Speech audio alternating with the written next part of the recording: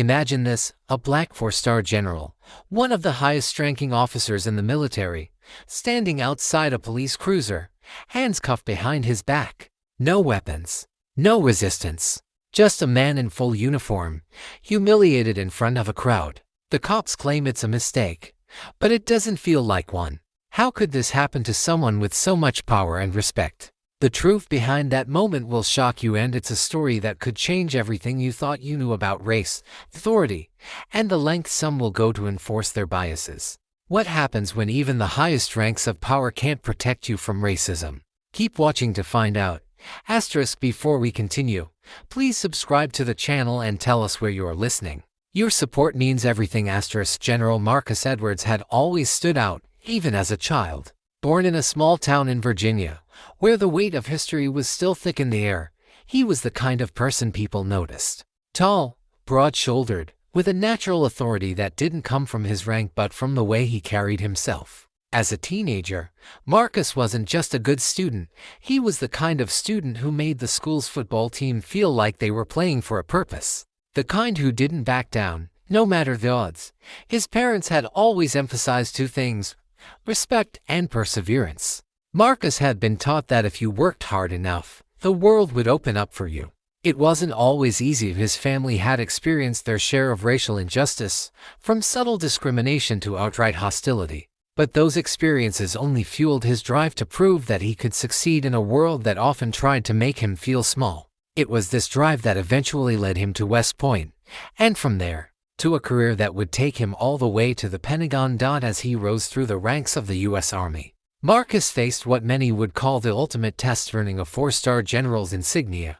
Not many men, black or white, could claim that level of achievement, but Marcus had done it. And though he knew the weight of his position carried more than just responsibility, it came with the pressure of being someone others could look up to. He had become a symbol of what hard work and dedication could accomplish, even when the world didn't always seem ready to give him a fair chance. But it wasn't just his military career that defined Marcus.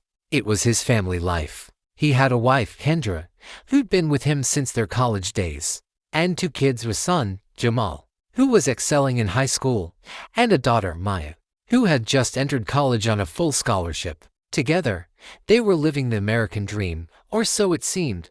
The Edwards family had built a life that, from the outside, appeared untouched by the harsh realities of race. Marcus was at the top of his field, respected by colleagues, and seen as a trailblazer. But the truth was, even someone like Marcus, with all his accomplishments, couldn't fully escape the ghosts of systemic racism that loomed over him like a shadow. One quiet Friday evening, after a long week at the Pentagon, Marcus and his wife were driving back home. The roads were familiar, the kind of suburban streets he'd cruised down 1,000 times before. They talked about their kids, the future, the small joys of everyday life. It was the kind of peaceful moment that felt so ordinary, so safe. But what Marcus didn't know was that his ordinary night was about to become anything but. In the blink of an eye, the world he thought he understood would begin to unravel, and it would all start with a routine stop. It was a simple thing, really. The flashing blue lights in his rearview mirror, the slight tightening in his chest as he instinctively slowed the car. Marcus had been pulled over before. He knew the drill. But this time, something felt different. It wasn't the usual tired cop, scribbling tickets for speeding or busted taillights. No, this officer seemed eager. His hand hovered a little too long over the radio. Marcus could feel the tension rising in the air, like the calm before a storm. He told himself it was nothing, just nerves, but what happened next would be anything but simple. Just a few minutes later, Marcus Edwards, four-star general of the United States Army, would find himself on the pavement, his hands cuffed behind his back, and his life about to change forever. What had begun as a routine stop on an ordinary evening would spark a chain of events that no one, least of all Marcus, could have seen coming. The officer, a man in his mid-30s with a square jaw and an unreadable expression, approached Marcus's car. Marcus glanced over at Kendra, her face frozen in confusion. The air between them was thick, charged with a sense of unease that neither could shake. Kendra's hand instinctively reached for Marcus's, but he pulled it away with a soft shake of his head. He had done this 1,000 times before, dealt with cops who were just doing their jobs. who didn't look twice at his uniform, who saw a man in command, but tonight, it felt different. The officer tapped the window. Marcus rolled it down. "Good evening, sir," the officer said, his voice deep and steady. "Good evening, officer," Marcus responded, his tone polite but guarded. "Is there a problem?" The officer hesitated for a moment, eyeing Marcus's uniform. Marcus had a feeling this wasn't about a broken taillight or speeding. Something about the way the officer's eyes narrowed made the hairs on the back of his neck stand up. "I need to see your license and registration," the officer said, his eyes still lingering on Marcus's face. And then, unnervingly, shifting to Kendra, Marcus felt the first pang of frustration. Was he really being pulled over for something as trivial as paperwork? He'd been on the road all week, had just gotten back from a high-level strategy meeting at the Pentagon, and was eager to see his family. This felt like an intrusion on his time, on his life. "Of course," Marcus said, his voice calm. He reached for the glove compartment, pulling out his documents, aware of how slow the officer was to take them from his hand. The officer's grip was stiff, his eyes now darting between Marcus's face and his military insignia. "Is there a problem, officer?" Kendra asked, her voice trembling slightly. The officer didn't answer immediately, his gaze still on Marcus, now narrowing with something approaching suspicion. "I'm just checking things out," the officer finally replied. "Sit tight." Marcus's pulse began to race. Kendra shot him a worried look, but Marcus kept his expression steady, even as his mind raced. He knew the procedure. He had been trained in de-escalation. But something about the officer's body language, the way his hand rested so easily on his holstered gun, the way his eyes kept scanning Marcus like a criminal, told him that this wasn't just a routine stop. Minutes passed. Then, the officer returned to the car, his eyes colder now. He leaned down and said something that sent a chill down Marcus's spine. "You fit the description of someone we're looking for." Marcus's heart skipped a beat.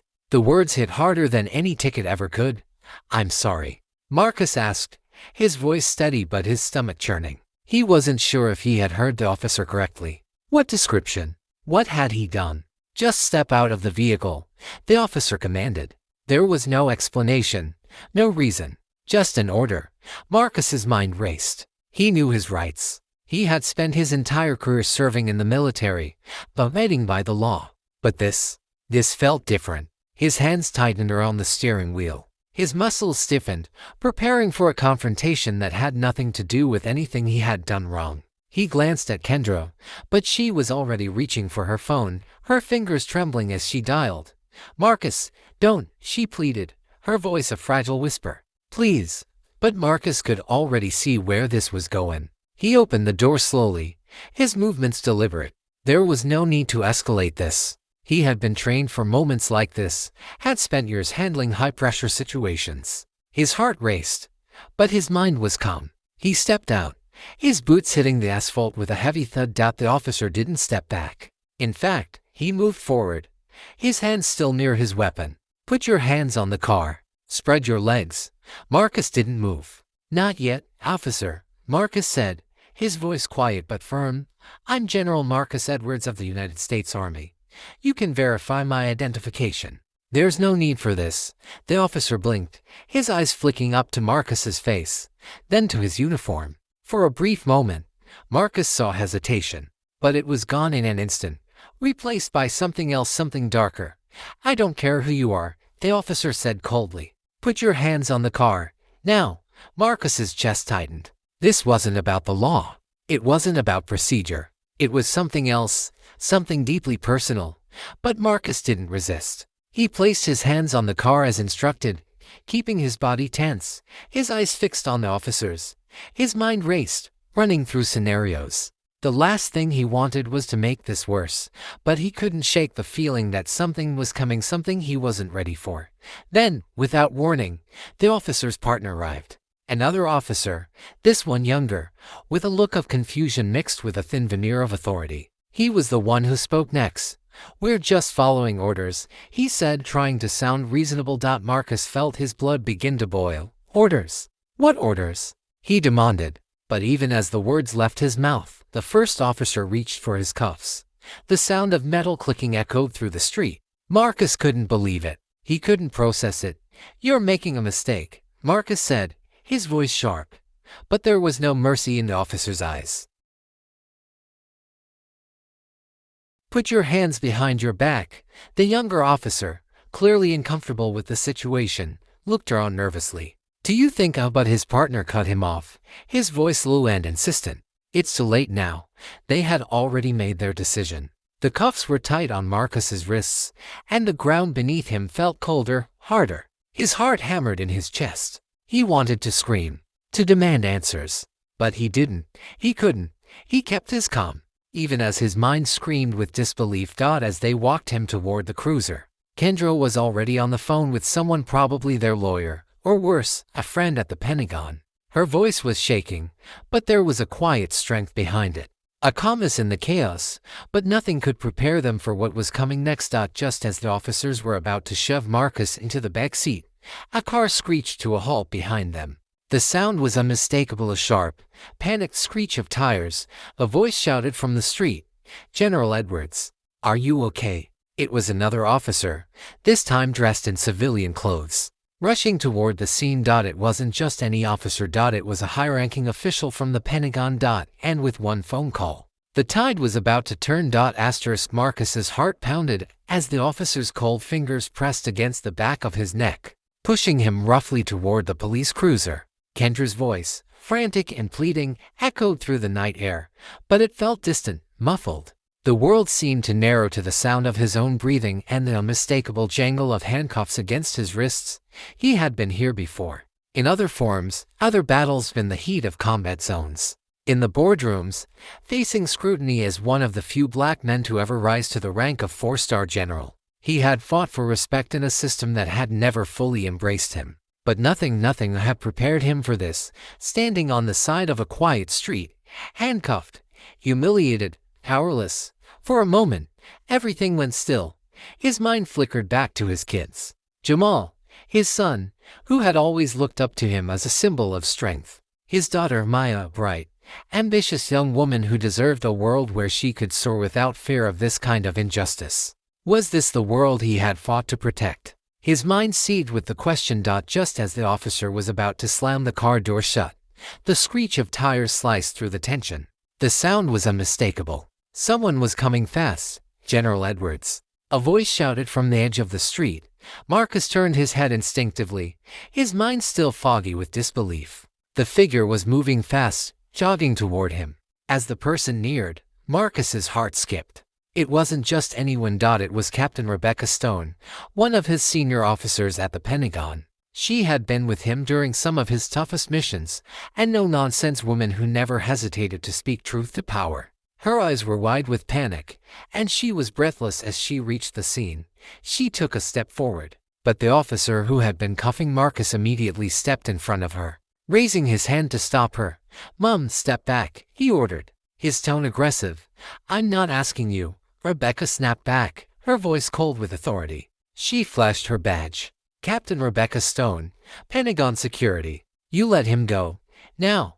The officer's eyes flicked to the badge, then to Marcus's face, his expression shifting from smug confidence to a momentary flash of doubt. He hesitated, just long enough for the weight of the situation to fully sink in. "You know who he is, don't you?"